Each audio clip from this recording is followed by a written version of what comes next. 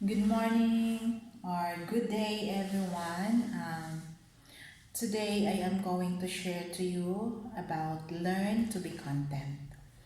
In Hebrews 13:5, it says, "Keep your lives free from the love of money and be content with what you have, because God has said, 'Never will I leave you, never will I forsake you.'" Not every one of us is truly contented with our lives. Some of us are aspiring for more possessions in life, but until now, we are not contented. Oftentimes, we are unsatisfied and seek more for what we don't have and who we are. In the scripture, we are taught or commanded to be content with all we have in life. Ang kakontentuhan ng buhay natin ay parati nating hinahanap. Hindi tayo nakokontento kung anong meron tayo sa buhay. We always want something different or something more para makontento ang buhay natin. Pero hanggang ngayon, hindi pa rin tayo nakokontento. Hindi natin nahahanap ang contentment na hinahanap natin. Discontentment will lead us to unhappiness. Nagbibigay ito ng kalungkutan sa buhay. Discontentment will give us life full of, "If only I had this," or in other way, "If only I didn't have this." Yun parati ang nasa isip natin. Kung sana meron lang ako nito. Or kung sana wala ako nito, hindi sana ganito ang buhay ko. We are always complaining for our lives. Some of the things that we are discontented. I listed some of the things, but maybe for you, you have more. You have more things na hindi kayo kontento sa buhay niyo. One of these is possessions. Possessions. Kung anong meron ka. Like for example, clothes. Out of style. My clothes is out of style. My dress is out of style. I need to buy new one. I need the new model. The new style. Discontentment. House. Oh, my house is very small. I saw the house of my neighbor. They are having renovation and they make it big. So, ikaw naman, gusto mo magpalaki ng bahay. You want your house to be renovated, to put 14 rooms, even though you are only 3 living inside it. Furniture. My furniture is old. I need to discard this and buy a new one. Discontentment. For cell phone. How many of you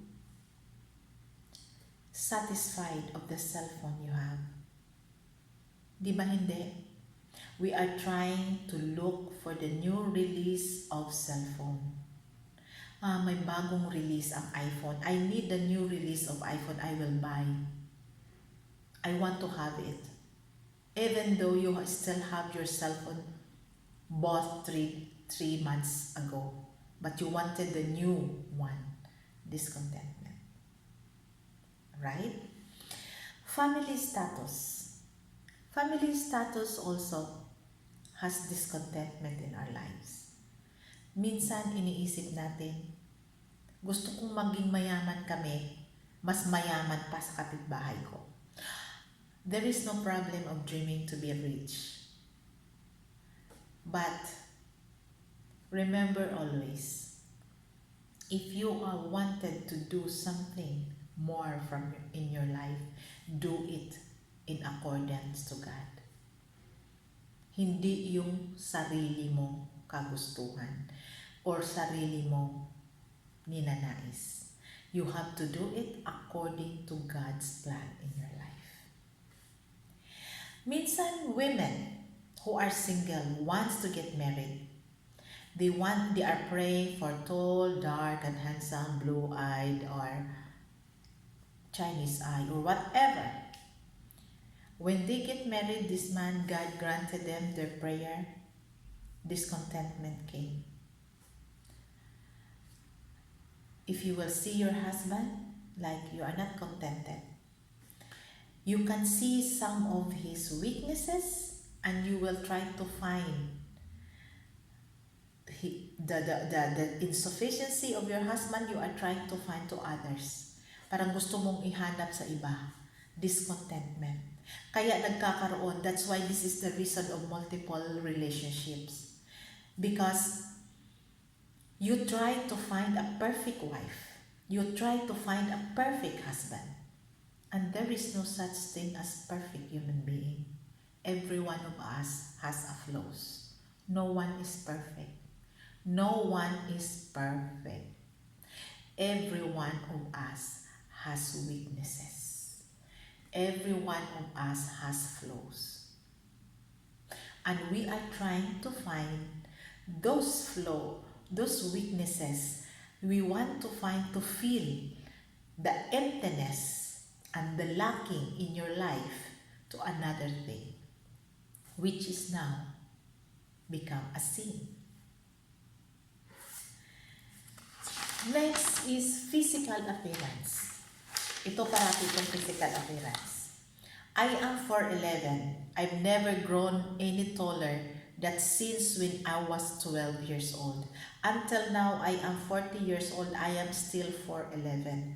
I am not contented with my height. Until now, you are seeking, since 12 years old, you are seeking for a growth hormone tablet. But until now, your height is still 4'11". And you even did not try to thank that still you are alive. Gaining weight, becoming fat, very thin or becoming fat, you are not contented of your body. You are trying to reduce weight, you are trying to drink everything that you can reduce weight, but still you are gaining weight. Because there are some problem, maybe a hormonal problem, or maybe lack of discipline. This is, but you are trying yourself because you are not contented of what you have, what you are. Skin color, you want to become white. You bought everything. Whitening cream, whitening lotion, whitening soap, everything. You bought everything, but still your skin is the same. Not contented. 1 Timothy 6:6-7. But godliness with contentment is a great gain. For we brought nothing into the world, and we cannot take nothing out of it. What you have now in this world, you cannot bring it when you are going back to where you are. What you have now in this world will not give you a true happiness. True contentment and true happiness can be acquired only if you will focus your life in God. The real happiness and joy in life and prosperous life we can only find to God. If you will not put God in your life will be miserable. You will not be contented with anything. Because the real contentment is with God. God gives you all your needs. He said, I will never forsake you, I will never leave you. I will supply all your needs. This is His promise. He gave you everything, but you are not contented because your wants and likes is the one driving you, which is wants and likes is a worldly desire, whereas needs is your own needs that is really your desire to have is focus on God. Your needs are those basic, the food, the clothing, the shelter, and everything, your health, everything. God gives you all these things. God gives you a very good life. He supply everything to you. But your wants and lives is the one driving you to step out to God's presence. That's why we are not contented, because what is in our mind is our likes and our wants. We are not focused on God. If we focus our life on God, we will be contented. We are contented of what we have because we know that our God supply all our needs. We don't want to look for anything because we are contented. We are satisfied with what we have. But if you are not contented, it means that you prefer to achieve or to acquire the things you like and the things you want. I hope that we will tune in our life to God. God is the only way to have a contented life. Focus your life to God. Submit to Him all what you need, and He will give you the desire of your heart. Be contented of what you have, because this contentment may lead you to a sinful life.